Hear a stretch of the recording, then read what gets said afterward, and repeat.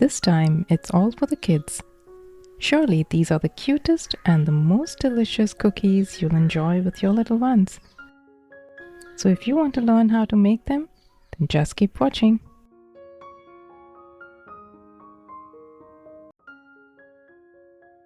So starting with the butter, we will take room temperature butter along with icing sugar and vanilla essence. We don't need any whisk for this recipe, as we're not looking to incorporate any air into the dough. Simply use a spatula to mix everything together until the sugar is evenly mixed into the butter. This is perfect. We will now go ahead and add the milk. Avoid using warm milk. Room temperature or cold is even better to use in this recipe. Now that's ready for the next ingredient. We will add the all-purpose flour, which can be added in 2 batches to avoid any lumps. This is perfect. We will take a piping bag in which we will transfer the dough, which will be used to help pipe out our cookies on the baking tray. Now that's ready, and we can set that aside while we prepare the dough for the chocolate cookies. Once again, taking the room temperature butter and sugar, we will mix it in just like we did for the vanilla dough. Except that we will skip the vanilla essence, as this is going to be a chocolate cookie. Also adding in the cold milk, we will mix it in just as well. Perfect. Now this time for the dry ingredients, we are taking the sieve, as we are adding the all-purpose flour along with the cocoa powder.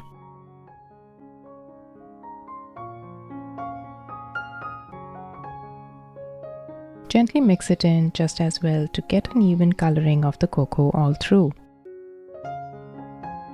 A quick tip here, you will need to work in a cool temperature room for this recipe, as it helps to maintain the texture for the dough while piping. Once that's done, we now have both the doughs ready. So we will take the piping nozzle as shown here, taking a separate bag for the nozzle, and using one of the dough bags, we are now ready to pipe out the cookies. An important tip to note here is that you need to make sure of having the dough bag cut short enough to get the clean piping from the nozzle. Now holding the bag upright and squeezing out just a dollop, and gently lifting up the bag to give a beautiful mini cookie. Similarly, repeat the same for the rest of the dough. This is an absolute fun activity for the kids and also helps nurture the essence of developing their fine motor skills too. Finally, we will gently tap the tops and place them in the refrigerator for a few minutes before baking. While that's in the oven, now to work with the next dough, the best part about using a separate piping bag for the nozzle is that you can easily switch between the dough. So no mess and no hassle. Now that is one interesting pattern we've got. You can store this dough for up to a month in the freezer and thaw it over the counter and give it a quick stir before using it. This dough will go into the refrigerator for a few minutes until the baking time. Now, what do you do with the leftover dough? Using a bench scraper, of course, we will help push all the dough forward, making sure we use all of it. Simply squeeze out halfway and repeat until you have used up all the dough. Now, the second half is going to be completed with the help of the white dough.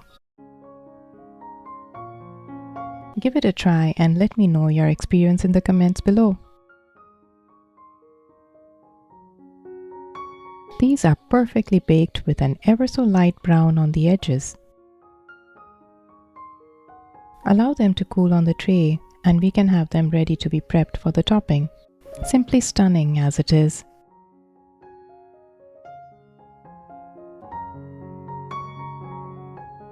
Now for the most satisfying part, topping these adorable mini cookies with melted chocolate. This step not only elevates the flavor, but also gives them that irresistible bakery-style look. Once you're done, let the chocolate set completely for that beautiful snap when you bite in it, or enjoy them slightly gooey for an indulgent treat. Whether it's the vanilla cookies with their buttery golden texture or the rich indulgent chocolate ones, every bite is designed to melt in your mouth. If you're planning to make these ahead, store them in an airtight container at room temperature for up to a month, and they'll stay just as fresh. And now for the best part. Breaking into these cookies, let's grab the vanilla one first. Look at that tender snap. The butteriness just shines through. And now the chocolate. The crispy edges and the chocolatey center gives it a perfect combination of biting into something indulgent that simply melts in your mouth. I promise these cookies are pure joy in every bite. Going ahead with the next recipe. Starting with the very obvious ingredient, we will take room temperature butter, to which we will add the icing sugar. You can even add home ground powdered sugar, but make sure to sieve it well. Now, since we are not looking to whisk the butter, we will simply use a spatula to combine the mixture. Next, we will add the vanilla essence, giving it a quick mix as well. Now that looks perfect. Once done, we will now add the dry ingredient, that is the all-purpose flour. We will add it in parts to ensure we incorporate all the flour without leaving any flour pockets. So finally, we bring the dough together by gently kneading it with our fingertips. And this is the texture we are looking for. Now take the dough onto a clean rolling mat and shape it into a log. And simply divide it into 3 equal portions. Now at this point, I would ideally take a weighing scale to get each cookie dough to weigh the same for my baking pantry, but you can easily eyeball it. Now taking the first portion, we will add some all-purpose flour. The idea is to make it to a consistency of other doughs. You'll see as we work with the rest. To the second portion of the dough, we will add a teaspoon of cocoa powder and a few drops of coffee essence. Gently knead the dough using your fingertips until it turns to a smooth light brown even tone.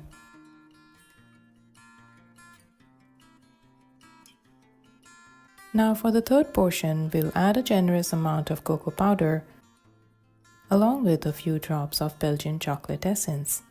Or you can skip the essence and add a teaspoon or 2 of good quality malted chocolate drink powder instead. Now to keep the dough from going dry, we will add a dollop of room temperature butter. The idea is to keep the dough moist and pliable. Gently mix it until the dough develops a rich, even tone.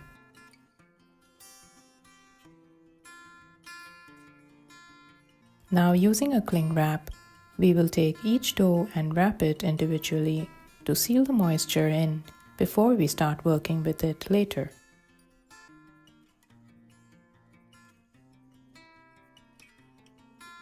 This will go into the refrigerator for about an hour.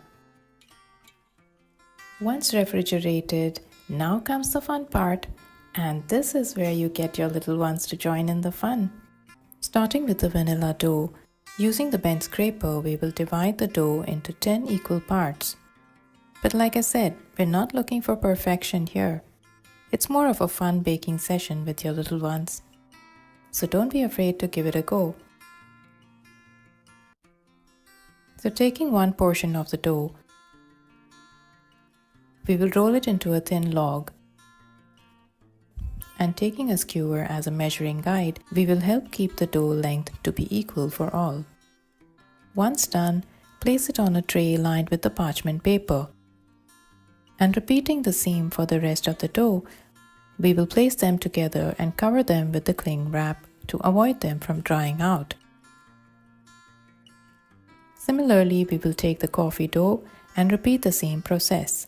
If at all you find the dough sticking to the work surface, You can always dust it with some dry flour to help ease out the rolling.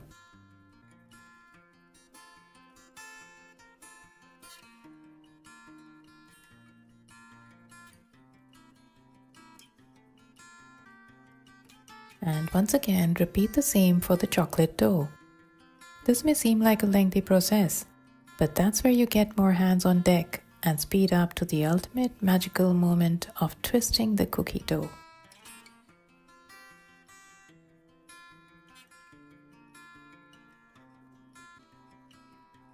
Now take a log from each dough and get ready to shape them into something special.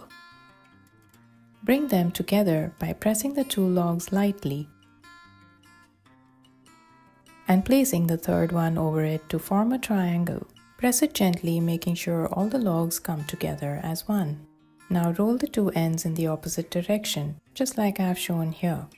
Go slow and easy, guiding it to unfold the amazing twisted cookie dough. Isn't this exciting? Now, once you're happy with that, we will cut it into 3 portions for the cookie.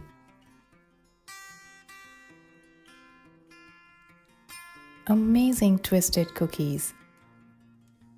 Place them on a parchment-lined baking tray, leaving enough space between each to allow even baking.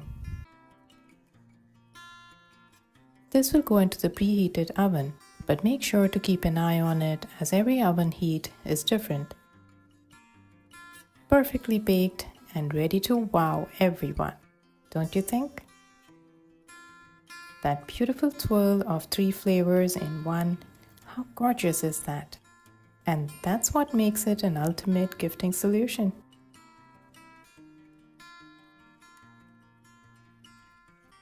Bake these and watch everyone's face light up.